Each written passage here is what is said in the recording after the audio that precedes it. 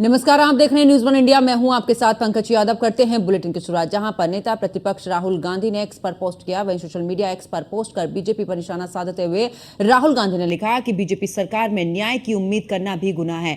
कमजोरों और वंचितों के खिलाफ गंभीर से गंभीर घटनाओं में भी जिनकी प्राथमिकता न्याय नहीं अपराध छिपाना हो, उनसे कोई क्या ही उम्मीद करे। फर्रुखाबाद में हुई घटना बेहद ही दुर्भाग्यपूर्ण है। पीड़ित परिवार के साथ में प्रशासन का ऐसा रवैया किसी भी कीमत पर बर्दाश्त तो नहीं किया जा सकता। आखिर ये सब कब तक सहन किया जा सकता है? एक समाज के रूप में हमारे सामने ये बहुत बड़ा सवाल है। सुरक्षा भारत की हर बेटी का अधिकार है और न्याय हर पीड़ित परिवार का हक।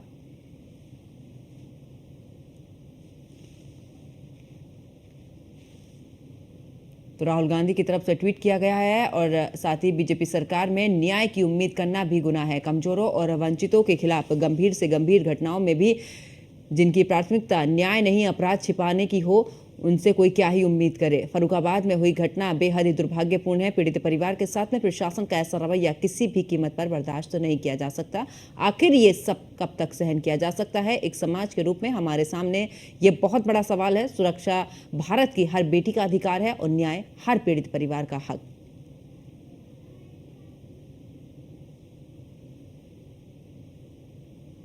तो राहुल गांधी का ये ट्वीट, जिसमें कि बीजेपी सरकार पर जमकर निशाना साधते नजर आए हैं राहुल गांधी। साथ ही न्याय और अपराध को लेकर भी यहां पर बीजेपी पर तंज कसा है राहुल गांधी ने और पोस्ट के जरिए तमाम बातों का जिक्र किया। फर्रुखाबाद में हुई घटना बेहद ही दुर्भाग्यपूर्ण। पीड़ित परिवार के साथ प्रशासन का ऐसा रवैया किसी कीमत पर बर्दाश्त नहीं किया जा सकता। और ज्यादा जानकारी के लिए हमारे संवाददाता अश्वनी हमारे साथ में लाइव जुड़ चुके हैं। अश्वनी, राहुल गांधी का ट्वीट जिसमें बीजेपी सरकार पर न्याय और आरोपों सहित तमाम बातों का जिक्र यहां पर इस ट्वीट में किया है और साथ ही आरोप लगाते भी नजर आए हैं। बिल्कुल, राहुल गांधी ने आज जो है भारतीय जनता पार्टी की सरकार को घेरने की कोशिश की है, कानून व्यवस्था पर घेरने की कोशिश की है और कहीं ना कहीं फर्रुखाबाद की जो घटना है उसका जिक्र किया है। न्याय की बात कही है, सुरक्षा की बात कही है, लेकिन सवाल ये खड़ा होता है, क्या उत्तर प्रदेश में ही सुरक्षा व्यवस्था खराब है? कोलकाता की घटना बहुत बड़ी और दुखदायक घटना थी, लेकिन उस तरीके से जिस तरीके से राहुल गांधी को उस घटना में भी साथ खड़ा होना चाहिए था, उस घटना पर इस तरीके से पोस्ट करना चाहिए था, शायद उन्होंने नहीं किया। तो निश्चित तौर पर कहीं ना कहीं ये साफ संकेत दे रहा है कि सिर्फ राजनीति के तहत एक पोस्ट है और कहीं ना कहीं राजनीति को चमकाने के लिए पोस्ट है, क्योंकि उत्तर प्रदेश की कानून व्यवस्था को लेकर के उत्तर प्रदेश का जो रहने वाले लोग हैं कहीं ना कहीं वो आश्वस्त इस समय नजर आते हैं कि प्रदेश में कानून व्यवस्था बेहतर है। बिल्कुल इससे इनकार नहीं किया जा सकता कि घटनाएं होती हैं, लेकिन घटनाओं के बाद त्वरित कार्रवाई होना ये बड़ा एक काम होता है, क्योंकि अमूमन देखने को मिलता था पिछली सरकारों में घटनाएं भी होती थी, कार्रवाई के नाम पर लिपापोती भी होती थी, क्योंकि किसी की व्यक्ति की मानसिकता पढ़ना सरकार के पुलिस के बस की बात नहीं होती है। लेकिन घटना होने के बाद त्वरित कार्रवाई होनी, जो अपराधी होता है उस पर कहीं ना कहीं कार्रवाई होना, उत्तर प्रदेश में तमाम अपराधियों पर बुलडोजर चले, तो इस तरीके की तमाम घटनाएं जो रहीं वो कहीं ना कहीं न्याय संगत साबित हुई, कहीं ना कहीं जनता को स्वीकार की। निश्चित तौर पर जो राहुल गांधी ने पोस्ट किया, लेकिन एक और पोस्ट करना चाहिए था संभवतः उनको कि जो अयोध्या की घटना थी और जो कन्नौज की घटना थी उस पर भी कहीं ना कहीं पोस्ट करना चाहिए था। तो निश्चित तौर पर कहीं ना कहीं राजनीतिकरण के लिए, राजनीति चमकाने के लिए इस तरह के पोस्ट कहीं ना कहीं जनता जो है वो देखती है तो उसको भी दुख होता है, क्योंकि एक तरफा राजनीति होना किसी भी पार्टी के लिए दुखदायक होता है, जनता के लिए दुखदायी होता है। जनता चाहती है कि हर मुद्दे को एक तरीके से उठाया जाए, चाहे किसी पार्टी का मुद्दा हो।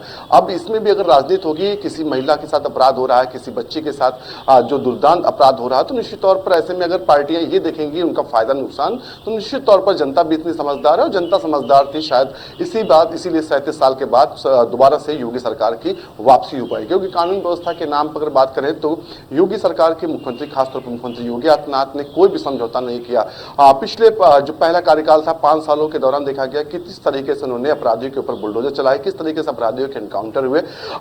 तमाम बड़े अपराधी थे जो या तो उत्तर प्रदेश छोड़ चुके हैं या फिर वो जेलों में है। तो निश्चित तौर पर कहीं ना कहीं ऐसे में, लेकिन ऐसे में सवाल खड़ा होता है कि जब उत्तर प्रदेश की बात आती है तो उत्तर प्रदेश को लेकर विपक्ष पूरे तरीके से हमलावर हो जाता है। वहीं अगर बात दूसरे राज्यों की होती है तो उसको लेकर भी कहा जाता है कि बीजेपी अपने ही खेमे में इस तरीके के, जहां बीजेपी की सरकार है वहां पर कुछ नहीं बोलती, लेकिन दूसरे राज्यों में जैसे ही कोई घटना होती है उस पर बोला जाता है, उसको लेकर प्रदर्शन किया जाता है। यानी कि दोनों की तरफ से ही आखिरकार सवाल यही खड़ा होता है कि न्याय और ये जो न्याय व्यवस्था है या फिर पीड़ितों को न्याय को लेकर जिस तरीके से राजनीति की जा रही, आखिरकार वो कब बंद होगी?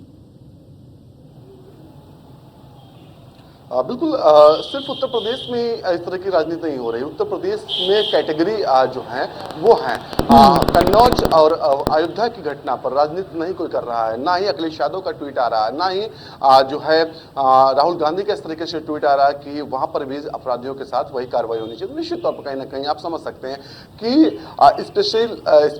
स्पेशल चीजें हैं, स्पेशल टारगेट हैं, उसके तहत ही राजनीति की जाती है, उसी के तहत इस तरह के ट्वीट किए जाते हैं। चाहे कोलकाता की घटना हो, उस तरह के वहां पर भी नहीं किया गया। निश्चित तौर पर राजनीति में इस तरह की चीजें होती रहती हैं, लेकिन तमाम बार ऐसी चीजें होती, बातें होती हैं, ऐसी घटनाएं होती हैं जिन पर एक साथ आना पड़ता है। लेकिन फिर भी अगर नहीं आ रहा है तो कहीं ना कहीं जनता इन चीजों का जो है खामियाजा भुगतती है और जनता समय आने पर जवाब भी देती है। बिल्कुल, चलिए बहुत बहुत शुक्रिया अश्विनी हमारे साथ जुड़ने की, तमाम जानकारी साझा करने के लिए।